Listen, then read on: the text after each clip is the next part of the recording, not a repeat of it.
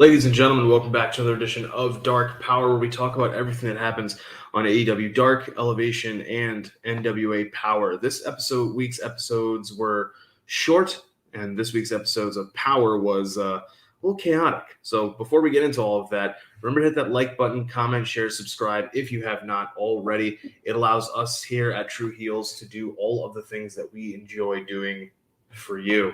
So let's talk about this week's Elevation. This week's Elevation actually felt like an episode of Dark. A lot of the matches were, pretty much all the matches were short, straight, to the point. We were missing that Elevation feel, people being elevated. And I kind of really do miss that showcase that Big Show used to do. But hey, we gotta roll with the punches and take the good with the bad. I think that they're just a little focused on All Out, and I can't blame them. I don't see. That's the thing. I don't know if All Out is considered the biggest pay-per-view of the year for them, or if it is Double or Nothing. I personally want it to be All Out for selfish reasons, because All Out seems to always be in Chicago. But it could very well be Double or Nothing. Either way, though, All Out is a big deal. And whenever they are in the Sears Center or the Now Arena, whatever you want to call it, it's always a big deal and a big feel. So I understand that they have a lot to do and they're very busy. There's also a certain guy that's back, so they got to make sure everything's on point. Maybe we'll get back to the way things used to be with Elevation after All Out. Who knows? We'll see. The build will be starting for Full Gear. But there wasn't too much because of this that stood out to me from from Elevation. The women's tag match of Diamante Nyla Rose taking on Big Swole and Julia Hart did. This was a pretty good tag match. We kind of knew that this is a match that had a little bit of heat behind it because Diamante and Swole are having issues. Diamante and Julia Hart are having issues. Diamante had to recruit Nyla Rose in order to have a partner for this tag match. And it's no surprise that this and the other match that stood out to me, which is the main event, stood out because they are the longest matches on the card. This is 6 minutes and 34 seconds. And Nyla Rose and Diamante pick up the win. Good match. Check it out if you have the opportunity to, but also check out this main event.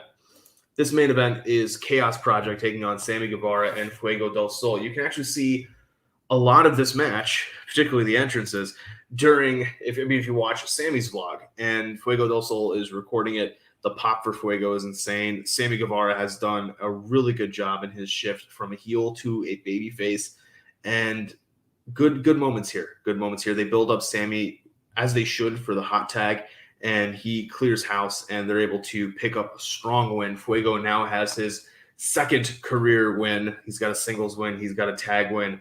The man is in Fuego. And one other thing that I thought was really great about this episode of Elevation, George Joel with Matt Hardy picks up a win, and it happens after Matt Hardy, smacks him and gets some fire into him. Later, they have a little bit of a promo where Matt Hardy's talking about how they're going to be going to India soon, and the AEW is going to be in India, and he wants to talk about how he's going to make a shitload of money with Jorah and off of Jorah because of his manager's fee when they're in India. And at the very end, Jorah, who is translating into Hindi, does a little bit of this. So it's it's pretty funny when you have the moment where Matt Hardy has no idea what Jorah Joel is talking about.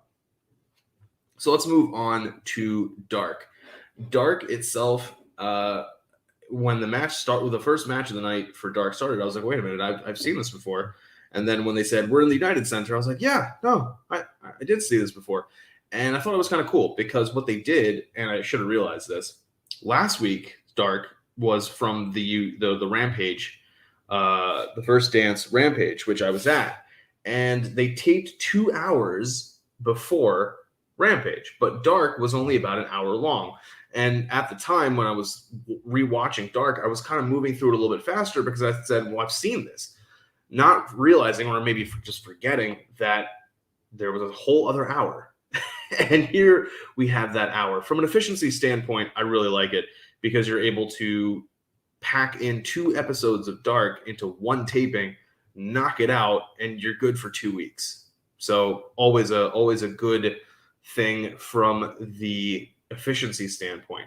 One of the matches that I really enjoyed from this one is and it's kind of funny because you wouldn't expect it, but the QT Marshall and Evil Uno match. And what I liked about this match is that Evil Uno really has started to grow on me, particularly as a singles competitor. He almost picked up the win here, but QT Marshall was able to win with a little bit of dastardly cheating. But Uno is somebody that I've started to come to appreciate for his comedy work and for his ability to interact with the crowd. I will say a lot of this comes off of the heels of seeing him at Warrior Wrestling and his ability to work the crowd there during his match with, I think it was, oh gosh, what was the guy's last? Hotch. And funnily enough, I think he's in this episode, or maybe it was on Elevation where I saw him. But Hotch, Jason Hotch, I think is the guy's name. But he had a match with, Jason Hotch, because they faced he and Travis Titan faced 2.0 on Dark. But he had a match against Uno at Warrior Wrestling, and Uno's ability to work the crowd there really top-notch, and kind of came around to him during that match. And this was another reinforcing of that. And that's one thing that I do kind of like about Dark and Elevation. It helps to break people out. And who knows? Maybe this whole chaos or internal turmoil within the Dark Order is going to lead to a little bit of a fracturing, of a splitting. And if that's the case, Uno and Grayson are well positioned as a tag team or as singles competitors. But speaking of singles competitors, the other match of the night, which was the main event that really, really was good, and it should be considering the people involved, is Matt Sydal taking on Pac. We had Andrade on commentary and with Chavo, and this was a good match. This is a really, really good match.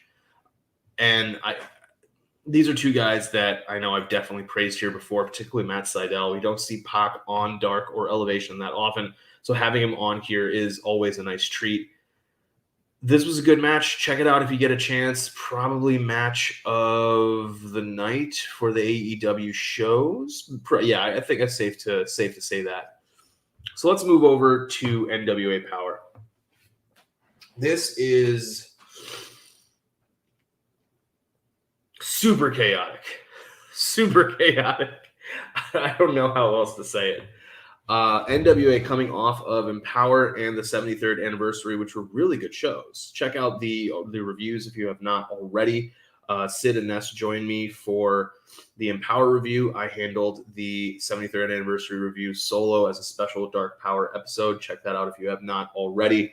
But coming out of the pay-per-view, this is our first Powerrr. It's taped at the Chase as well.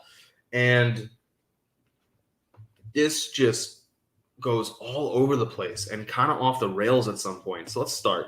We start with Camille and Tom Latimer. Camille rightly pointing out that she was the only person who had to have two title matches. Chelsea Green had to have two matches, one of which was against Camille. But Chelsea Green was in a gauntlet match, not a singles match. So she had the ability to rest a lot during the match. So we'll say that Camille, and that's why I gave Camille MVP for 73rd anniversary. But Camille rightly pointing out that Conspiracy Corgan forced her to do this and working the crowd a little bit well, but the promo or the interview at the interview table gets kind of just jarringly cut off when Trevor Murdoch comes out and starts having his own interview. Now, I will say this. It worked because the Trevor Murdoch promo and interview was very well done. Murdoch putting over Aldis as a worthy, capable, incredible opponent, putting over the fact that he was able to beat Aldis and end that 1,044-day reign, talking about what it meant to him, talking about what Harley Race meant to him, talking about what it means to be the NWA World's Heavyweight Champion. Really great promo. And I got to say, like I said on the 73rd anniversary review, it's really incredible. If you guys have been watching Powerrr, this Dark Powerrr, then you know I was not really that big on Trevor Murdoch as a babyface, and he has really kind of pulled me around. So kudos to him and kudos to this promo. We have a little interview with Jax, Kobe Carino, and Pope, three of the winners of the championship series. And just like Trevor Murdoch, they now have a championship opportunity of their choosing in their back pocket.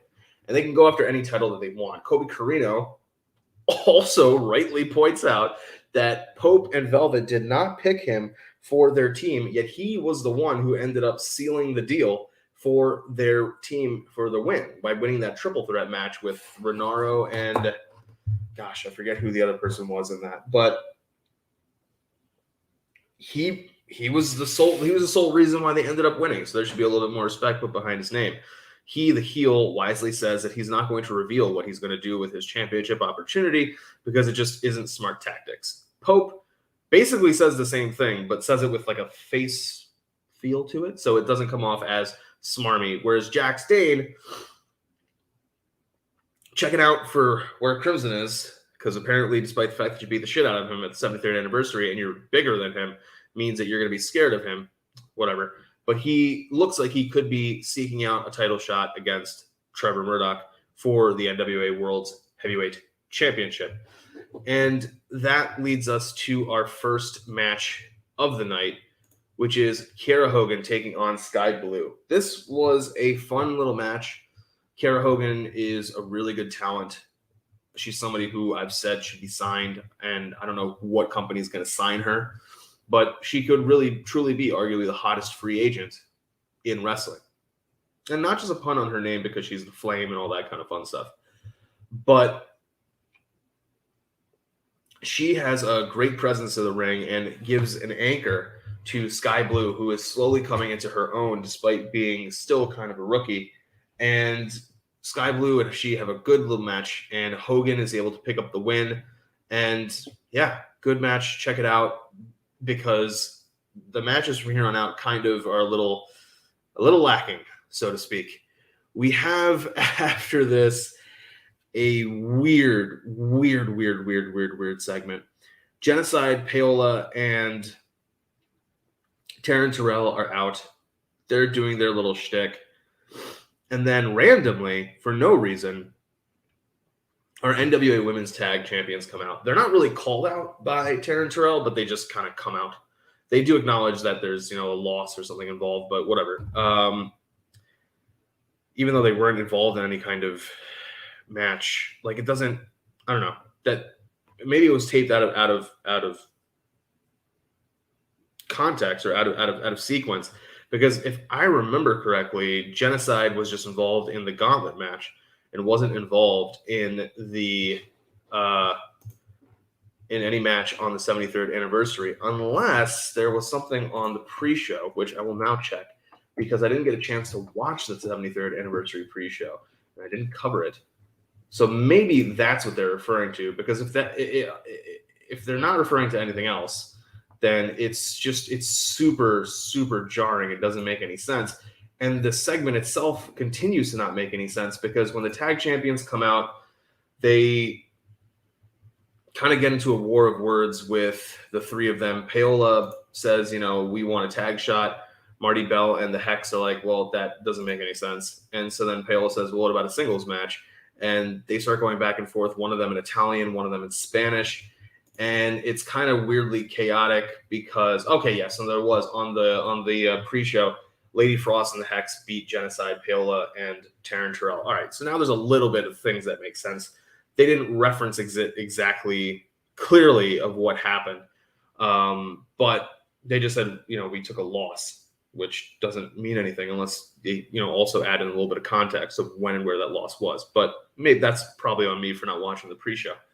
Anyway, the segment weirdly ends when the men's tag team champions come out and don't really say much, but also say something about how good the women's tag team champions are. I don't know. It just, the segment had a weird kind of break to it, and then eventually we turn into a tag match with not the people involved in this segment, but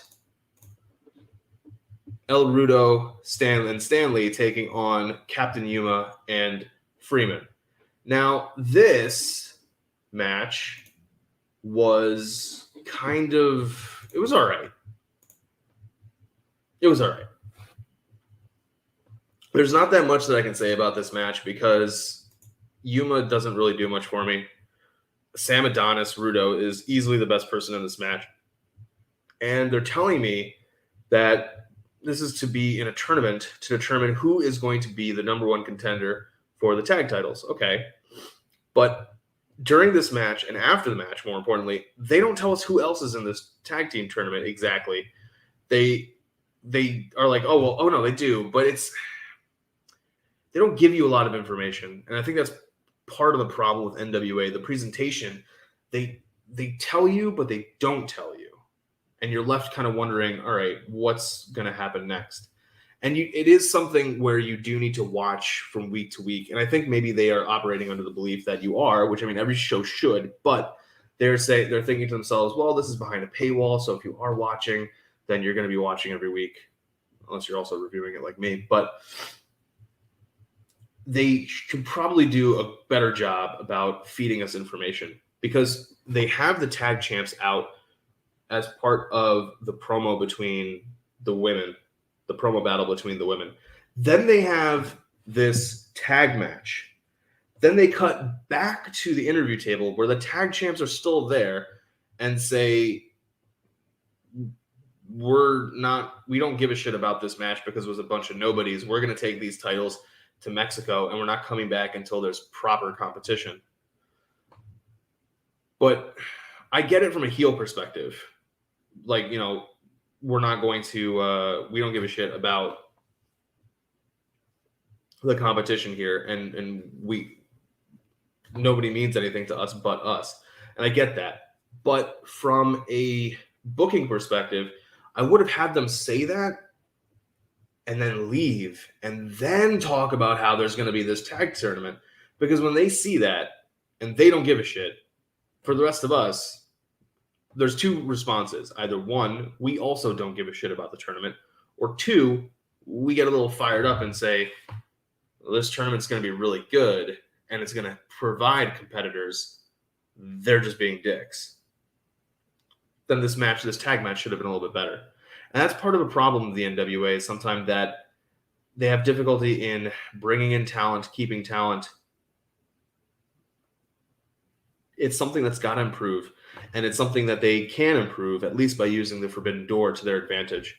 And I would have tried to talk to Tony Khan or talk to Scott D'Amore or whoever they needed to talk to see if they could have some talent for these tapings.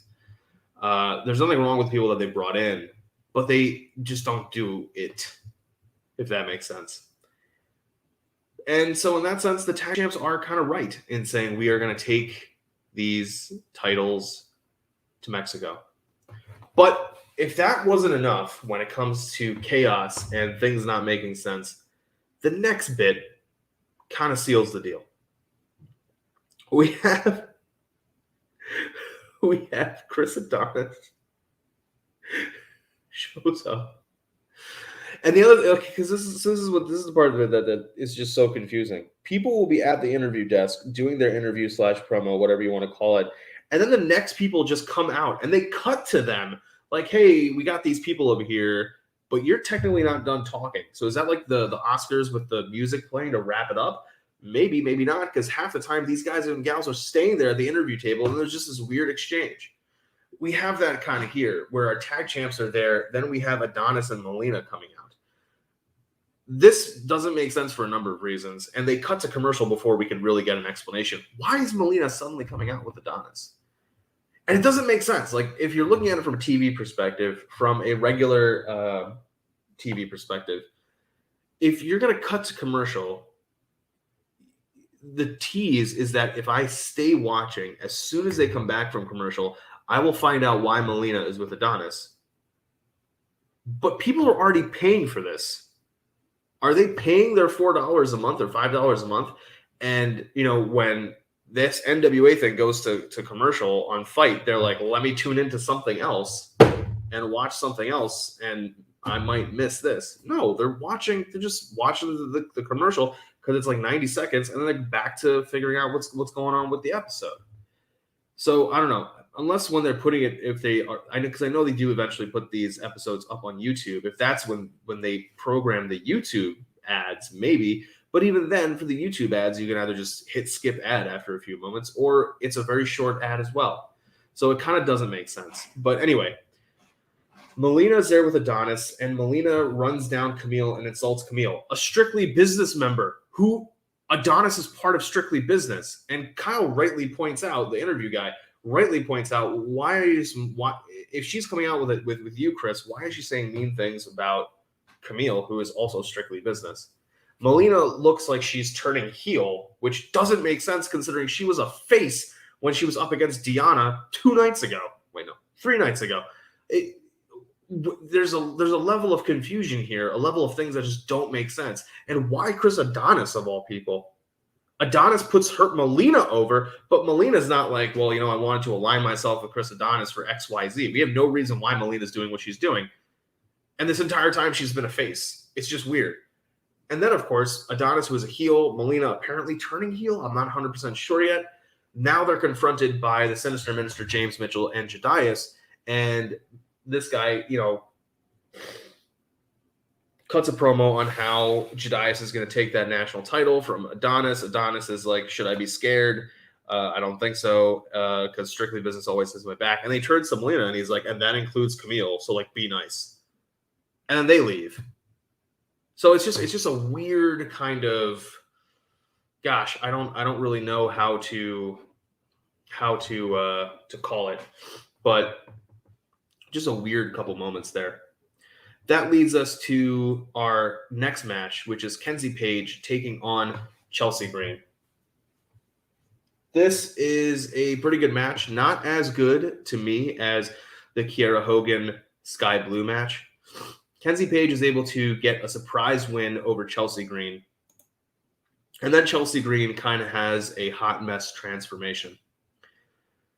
This was unearned to me.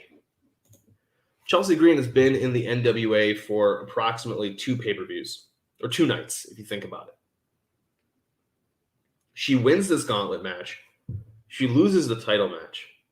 Okay, that's fine. She loses a match against Kenzie Page to basically a roll-up. And then she loses her mind? And she's like, oh, I should have been champ. She's, messing up the eyeliner and everything. Why is a roll-up pin loss to Kenzie Page worse than losing the title match? If you're making the argument that Kenzie Page is this someone who Chelsea Green feels is so beneath her, well, maybe, yeah, sure. But you could argue that it was a fluke win. Why is this loss or this moment, that's what's causing your psyche to break?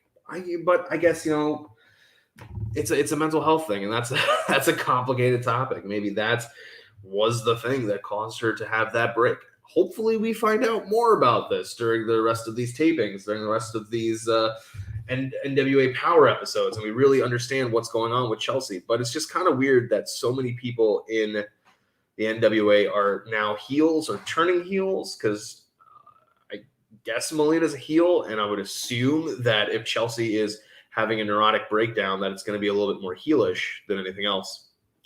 We have James Storm at the interview desk, and this one's all over the place.